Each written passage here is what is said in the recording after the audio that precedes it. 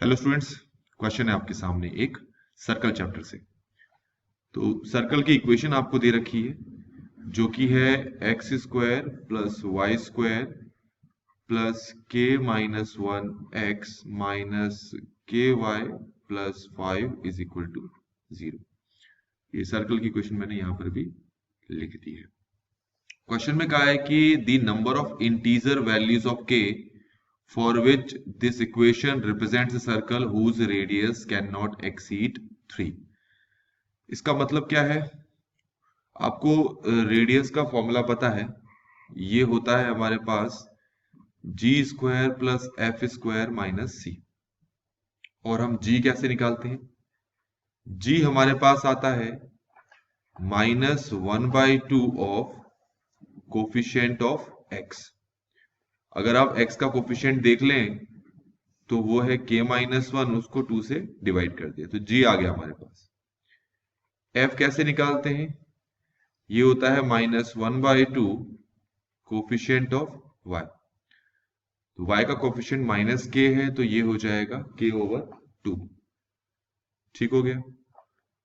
तो c हमारे पास कितना है? यहाँ पर 5 है। अब इसमें आपसे क्या कहा है कि रेडियस कैन नॉट एक्सीड 3।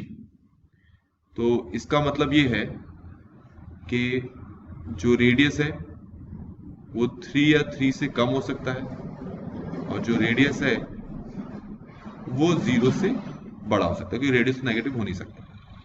तो रेडियस का जो फॉर्मूला है अगर मैं वो यहाँ पर पुट कर दूं, जो कि हमारे पास है G square plus F square minus C is less than equal to 3।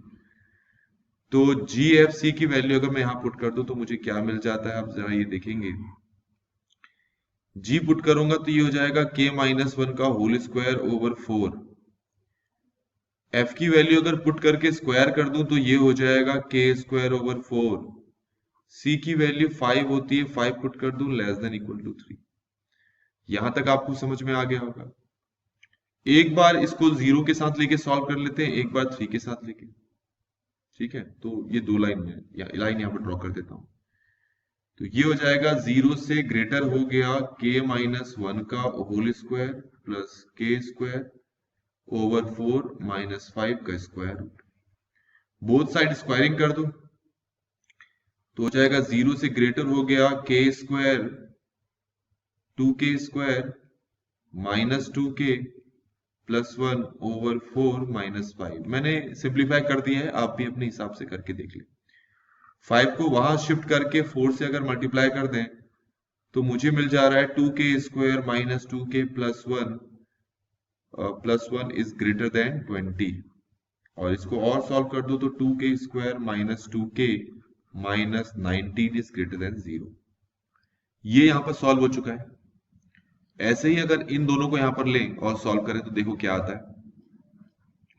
Square root के अंदर हो जाएगा आपके पास 2k square minus 2k plus 1 over 4 minus 5 less than equal to 3। Squaring और सिंप्लीफाई करें तो ये हो जाएगा 2k स्क्वायर ये माइनस 2k प्लस 1 माइनस 5 या नीचे 4 है लेस देन इक्वल टू 9। तो सॉल्व करने पे 2k square minus 2k plus 1 less than equal to 56 और ये आ जाएगा 2k square minus 2k minus 55 less than equal to 0। ठीक है, क्वेश्चन में आपसे पूछा है कि यहाँ पर k की कितनी इंटीग्रल वैल्यूज पॉसिबल हैं। तो हमें ऑप्शंस दे रखे हैं, तो वही k की वैल्यूज हम निकालना चाह रहे हैं और हमारे पास यहाँ पर दो इक्वेशन तैयार हो चुकी है। अब हम क्या करेंगे, इन दोनों इक्वेशन को सॉल्व कर लेते हैं और सॉल्व करने के बाद हम k की वैल्यू यहां से निकाल लेते हैं। तो पहले इसको सॉल्व करते हैं। तो इसको सॉल्व करने के लिए पहले ये जो ग्रेटर देन का साइन है इसको इक्वल टू लेके चलेंगे। तो ये हो जाएगा 2k square minus 2k minus 19 equal to 0। तो पहले डिस्क्रिमिनेंट निकालते हैं। तो 4 प्लस 4 इंटू 2 इंटू 19 हो जाएगा। ठीक हो गया यहां तक।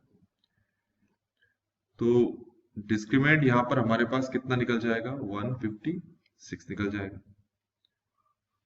अब हमारे पास k की वैल्यू निकालनी है जिसका फॉर्मूला होगा -b plus minus √d over 2a। तो k की वैल्यू हमारे पास यहां पर आ जाएगी 2 प्लस माइनस √156 ओवर 4। यहां तक आपको क्लियर हो गया होगा। तो k इक्वल टू 2, ये प्लस माइनस जो स्क्वायर रूट ऑफ 156 है, इस 156 को सिंप्लीफाई कर लेते हैं तो ये हमारे पास आ जाएगा 2√39। आप अपने हिसाब से एक बार करके देख सकते हैं, शायद ऐसा कुछ आ रहा है। तो 2 से ऊपर नीचे कैंसिल कर दें तो 1 plus minus square root of 39 over 4 आ जाएगा। √39 की अप्रोक्सीमेट वैल्यू मैं यहां पर पुट कर देता हूं 6.3, और नीचे हमारे पास कितना है, 4 है। 4 तो नहीं था, काट दिया था, तो 2 था। अब यहां से k की 2 वैल्यूज निकल जाएंगी हमारे पास, एक प्लस में निकलेगी एक माइनस में, वो निकाल लेता हूं मैं। तो वो 2 वैल्यूज कौन कौन सी निकलेंगी, तो एक तो 1 प्लस 6.3 ओवर 2 करके निकल जाएगी, ये 7.3 आ जाएगा। तो लगभग मुझे लग रहा है 3.6 आएगी वैल्यू। दूसरी वैल्यू यहां से कैसे मिलेगी, 1 माइनस 6.3 ओवर 2, तो ये माइनस 5.3 ओवर 2 हो जाएगा। तो यहां पर नेगेटिव मिलेगी आपको, शायद माइनस 2.6 आ रहा है। अप्रोक्सीमेट वैल्यू हमें चाहिए थी, हमने यहां पर निकाल लिया। अब ये 2 वैल्यूज मिल गई। अब आपको क्या चीज समझनी है कि जो हमारे पास क्वाड्रेटिक इक्वेशन थी एक्चुअल में, वो ये थी, ठीक है, ये हमारे पास एक्चुअल इक्वेशन थी। अब इसको हम कैसे लिख सकते हैं, हमारे पास नीचे वैल्यू मिली है, एक माइनस में मिली है एक प्लस में मिली है, तो हम लिख सकते हैं, एक तो लिख सकते हैं k प्लस 2.6 और दूसरा k minus 3.6 is greater than 0। अभी हम इसके लिए सॉल्व कर रहे हैं। तो आप क्या करो, नंबर लाइन पे इसको रिप्रेजेंट कर लो तो माइनस 2.6 यहां आएगा और 3.6 यहां पर आएगा। अब इस कंडीशन को ट्रू होना है तो इसका मतलब ये है कि जो k की वैल्यू है वो या तो माइनस 2.6 से लेस होनी चाहिए या 3.6 से क्या होनी चाहिए, ग्रेटर होनी चाहिए। ठीक है, ये तो हमारे पास पहली इक्वेशन आ गई है। अब हम क्या करते हैं कि ये हमारे पास जो दूसरी इक्वेशन आपको दिखाई दे रही है, इसको भी हम ऐसे ही अगर सॉल्व करेंगे तो लास्ट में हमें यहां से भी k की 2 वैल्यूज मिलेंगी, वो मैं पहले लिख देता हूं, आप सॉल्व करके अपने हिसाब से देख सकते हैं। एक तो माइनस 4.7 मिल जाएगी k की वैल्यू, एक k की वैल्यू मिल जाएगी आपको 5.7। तो आप ये देखें कि ये पूरी की पूरी जो इक्वेशन है वो लेस देन 0 है, लेस देन इक्वल टू 0 है। तो इसका मतलब ये हो जाएगा k प्लस 4.7 और k माइनस 5.7 जो है वो लेस देन 0 हो जाएगा। अब इन दोनों पॉइंट्स को अगर मैं यहां पर रिप्रेजेंट करूं तो एक है माइनस 4.7, तो ये रहा माइनस 4.7, और एक दूसरा हमारे पास क्या है, ये है 5.7। 5.7 कहां पर होगा, ये होगा 5.7। तो अब आप ये देखें कि इस कंडीशन को ट्रू करने के लिए जो रीजन रिस्पॉन्सिबल होगा अब इन पॉइंट्स पे, वो रीजन कौन सा होगा, मैं यहां पर दिखा देता हूं आपको एक बार। यहां से यहां तक का रीजन।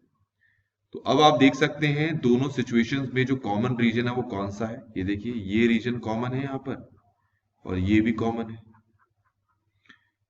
इसमें जो इंटीजर लाई करता है वो 4 लाई करता है, और 4 और 5 लाई करता है इस पे।